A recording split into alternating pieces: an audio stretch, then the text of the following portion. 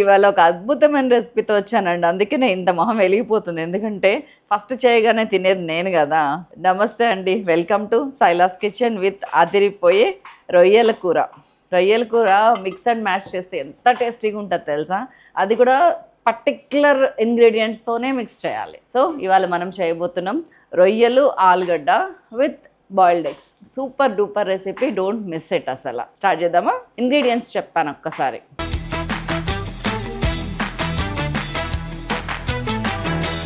ఉల్లిపాయ, పచ్చిమిరపకాయ, మెంతి కూర, అల్లం వెల్లుల్లి పేస్ట్, కొత్తిమీర, కరివేపాకు, ఉప్పు, పసుపు, కారం, గరం మసాలా, ధనియాలు, జీలకర్ర, గసగసాలు, జీడిపప్పు, పచ్చిబియ్యం కలిపిన ఒక ముద్ద, రొయ్యలు, ఆలుగడ్డ. దట్స్ ఆల్ అండి. ఫస్ట్ నేను ఒక 3 to 4 టేబుల్ స్పూన్స్ ఆయిల్ తీసుకున్నాను. కొంచెం చలో ఆయిల్ కాగిపోయిందోచ్. ఇదిగోండి బిగ్ సైజ్ ఆనియన్స్ 2. ఇలా కర్రీ కట్ చేసుకోండి. మరీ సన్నగా కట్ చేయాల్సిన అవసరం లేదు. ఉల్లిపాయ అట్లా వక్క చెక్క తగులుతుంటేనే కర్రీలో చాలా టేస్టీగా ఉంటుంది. చాలా కొన్ని కర్రీస్కి మాత్రమే చాలా సన్నగా కట్ చేయాలి. ఆనియన్ జస్ట్ ఒక 1-2 మినిట్స్ ఇట్లా ఫ్రై అవ్వగానే ఇదిగోండి 4 పచ్చిమిరపకాయలు. 4 అంటే 4. ఈ మధ్యలో చాలా జర్నీ చేసిన ఒక విధంగా. సో అదంతా షేర్ చేయాలంటే పెద్ద బ్లాగే చేయాలి. అందుకని కామ్గా వంట పని చేస్తున్నా. మెంతి కూర అండి. ఒకటే ఒక కట్ట, చిన్న కట్ట ఉంటే వేయండి, లేకపోతే లేదు. వేస్తే మాత్రం మీకు ఎలా చెప్తే అర్థమవుతుంది. కొత్తిమీర ఎంత ఫ్రీక్వెంట్గా కొంటారో మెంతి కూర దాంతోపాటు ఈక్వల్గా కొనండి. దాన్ని స్టోర్ చేసే విధానం కూడా బాగుండాలండి. ఇదిగోండి, ఇది 10 రోజుల క్రితం మెంతి కూర అంటే నమ్ముతారా? లిటరల్గా 10 days బ్యాక్. 2 రెబ్బలు కరివేపాకు. పెళ్లి కూతురికి తోడు పెళ్లి కూతురు ఎంత అవసరమో కర్రీస్కి మెంతి కూర అంత అవసరం. చాలు, చూసారా? దాదాపు 3-4 మినిట్స్ హై ఫ్లేమ్ మీద వేగింది. జస్ట్ ఇప్పుడే కలర్ మారింది. అల్లం వెల్లుల్లి పేస్ట్ వేసేస్తున్నా. ఇది నేను 3 సార్లు వేసినా కానీ చిన్న స్పూన్ అండి, ఇది బుజ్జి స్పూన్ నా వేలంత ఉంది. కాబట్టి మీరైతే 2 teaspoons వేసుకోండి. ఉప్పు నేను ప్రస్తుతం 1 teaspoon వేసానండి. అయిపోయింది. ఇప్పుడు నేను ఇదిగోండి, ఇది కేజీ రొయ్యలు. మనకి ఒలిచి అన్నీ చేసిన తర్వాత 500 to 600 grams మధ్యలో వస్తుంది. రొయ్య వెరైటీని బట్టి ఫ్రెష్ రొయ్యలు. సముద్రపు రొయ్యల కన్నా కూడా ఫ్రెష్ వాటర్ పాండ్ రొయ్యలు చాలా బాగుంటాయి. మాకు ఏవి దొరుకుతాయో మాకు తెలియదు, ఎందుకంటే ఇక్కడ కన్నా కూడా ఎక్కువ పానగల్లో చేపలు అయితే ఫుల్ ఉంటాయి నల్గొండలో. కానీ ఇక్కడైతే ఆంధ్ర సైడ్ నుంచి వస్తాయి ఐస్లో. కానీ బాగుంటాయి ఫ్రెష్గా, తెలిసిపోతుంది నాకు. చెక్క వేసి మంచిగా కలిపేసాను. ఉల్లిపాయ ఎట్టిపోయిందండి. పెద్ద సైజ్ ఆనియన్స్ 2 గాయబ్. కొంచెం మీడియం ఫ్లేమ్లో పెట్టాను. రొయ్యలు వేసిన తర్వాత మూత పెట్టేస్తున్నాను. చాలామంది రొయ్యల్ని ఉడకబెట్టి వార్చి తీసుకొస్తారు. ఇంకా కూర తింటమే వేస్ట్ అండి. ఇట్లా చేయకండి. దాని వాటర్ దాంట్లోనే మగ్గిపోనివ్వండి కొన్ని కర్రీస్కి.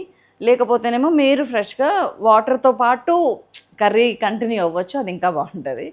ఆ టేస్ట్, ఆ స్మెల్ అలవాటు అయి ఉండాలి అంతే. వాటర్ ఊరేదాకా వెయిట్ చేయండి. పసుపు ఇంకా వేయలేదు నేను. ఒక 4-5 మినిట్స్ టైం తీసుకుంటా పసుపు వేయడానికి. ఒక 4 మినిట్స్ 5 మినిట్స్ మూత పెట్టి నీళ్ళు ఊరేదాకా వెయిట్ చేయండి. 5 నిమిషాలని వెళ్ళి నేను 7-8 నిమిషాలు టైం పాస్ చేసి వచ్చిన. కోతులు వచ్చినాయి.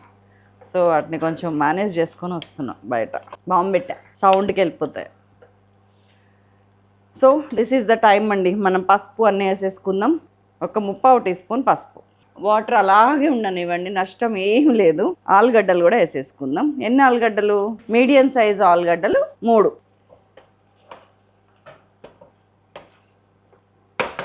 కొంచెం హై ఫ్లేమ్ పెట్టినా, ఇప్పటిదాకా సిమ్లో ఉంది.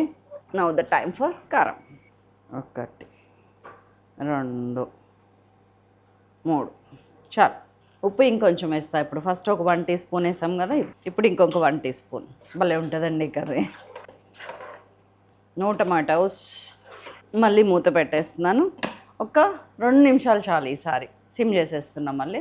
అట్లా మనం కొన్ని ఐటము దాన్ని ముక్కకి కర్రీకి పట్టేటట్టు వెయిట్ చేయడం వల్ల చాలా టేస్ట్ వస్తుందండి. అన్నీ వేసి కుక్కర్లో పడేస్తే చాలా కర్రీస్ టేస్ట్ రావు చూడండి. కానీ మనకి పని అవుతుంది. పప్పు, కందిపప్పు మాత్రం, పప్పు పాలకూర, పప్పు దోసకాయ, పప్పు సొరకాయ, పప్పు సోన్సో కుక్కర్లో ఓకే. అది కూడా మనం కందిపప్పు ఉడకటం లేట్ అవుద్ది కదా. కానీ ఇట్లాంటి కర్రీస్ టేస్టీగా తినాలంటే పొయ్యి మీదే వండండి ప్లీజ్. కొన్ని వాటర్ పోస్తున్నాం, బాయిలింగ్ వాటర్, హాట్ వాటర్. ముక్క మునిగేంత వరకు పోయండి. అది ఉడికే లోపల మనకు కావాల్సిన కన్సిస్టెన్సీ వచ్చేస్తుంది. ఇదిగోండి మన గుడ్లు రెడీగా ఉన్నాయి. బాయిల్ చేసి గంటలు పెట్టిన గుడ్లు. కొంచెం వాటర్. సిమ్లో పెట్టి ఉడికితే కొన్ని వాటరు, సిమ్లో మీడియం ఫ్లేమ్లో పెడితే ఉడికితే కొన్ని వాటర్, హై ఫ్లేమ్లో ఉడకబెట్టాలనుకుంటే అట్లా ఉంటుందండి వాటర్ పోసే పద్ధతి. మీకున్న టైంని బట్టి మీరు ఎలా అన్నా ముక్క మునిగేదాకా మంచిగా పోయండి. ఇట్లా మూత పెట్టేస్తున్నాను. నేను అప్రాక్సిమేట్లీ 300 ml వాటర్ పోసాను. ఇట్లా ఉడుకుతుంటే మీకు కావాల్సిన ఏమన్నా ఉంటే ఇప్పుడు వేసేయండి. ఇది పేరుకి గరం మసాలా అండి, మన సైలాస్ కిచెన్ది. జస్ట్ ఒక 1 టీ స్పూన్ అంతే. కొంచెం పడుతుంది అనిపిస్తుంది నాకు వెయిట్. నేను ఎప్పుడు కూడా కవర్ కట్ చేసి గాజు సీసాలో పెట్టుకుంటా. మన వీడియోస్ చూసే వాళ్ళందరికీ తెలుసు. 1.5 టీ స్పూన్ చాలు. ఇప్పుడు సాటిస్ఫాక్షన్. సిమ్ చేశాను, మూత పెట్టేశాను. చక్కగా ఒక 10 నిమిషాలండి సిమ్లో అట్లా ఉడకనివ్వండి. ఆలుగడ్డ, రొయ్య ముక్క, మసాలా, ఉప్పు, పసుపు, కారం, అల్లం వెల్లుల్లి లిస్ట్ చెప్పండి అంటారు. ఒక 10 నిమిషాలు ఉడకనివ్వండి. మధ్యలో ఒకటి వేస్తాను సీక్రెట్ ఇంగ్రీడియంట్, చూపించేస్తా. ఇది క్యూబ్స్. మీకు లాస్ట్ వీడియోస్లో చాలాసార్లు చెప్పాను ఈ క్యూబ్స్ ఏంటనేది. అదే అప్పుడు వేసేటప్పుడు ఎక్స్ప్లెయిన్ చేస్తా. అప్పటిదాకా స్టే ట్యూన్. వెనకాల ఉన్నది ఎవరు అనుకున్నారు? నేను చెప్పను, గెస్ట్ చేయండి మీరు. ఆమె ఎలాగో ఇటు తిరగదు, అవుతుంది. ఇదిగోండి పచ్చి కొబ్బరి, జీడిపప్పు, బియ్యము, గసగసాలు, అండ్ దెన్ ధనియాలు. కొంచెం ధనియాలు, ఎందుకంటే అందులో సరిపడా ధనియాలు లేవని ఇందులో వేసాను. నేను చాలా వీడియోస్లో చెప్పాను ఈ రెసిపీ. అది 3 క్యూబ్స్ వేసేసాను.